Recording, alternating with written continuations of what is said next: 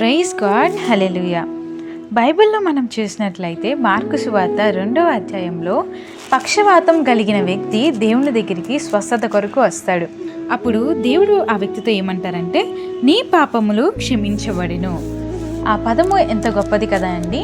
నిజంగా మనం కూడా చాలా చిన్న జబ్బే అయి ఉండొచ్చు, దానివల్ల మనం చాలా ఎక్కువగా సఫర్ అవుతూ ఉంటాము. చాలా చిన్నదే కదా అనుకుంటాం, కానీ ఎన్ని మెడిసిన్స్ వేసుకున్నా దానికి క్యూర్ అనేది ఉండదు. అప్పుడు మనం కూడా పరిశీలన చేసుకోవాలి, దేనివల్ల మనకి ఈ జబ్బు వచ్చింది, లేదా దేనివల్ల ఇది పోవట్లేదు అని. మన పితరులు చేసిన పాపమే కానివ్వండి, లేదా మనము తెలియక చేసిన పాపంలే కానివ్వండి, దాన్ని బట్టి మనము కూడా దేవుని దగ్గర క్షమాపణ కోరుకున్నప్పుడు మన పాపం నుంచి మనకి స్వస్థత అనేది కలుగుతుంది. ఈ వాక్యం బట్టి మనం ప్రతిరోజు మన పాపం నుంచి మనకి క్షమాపణ రావాలని దేవుని దగ్గర వేడుకుందామా? ఆమేన్.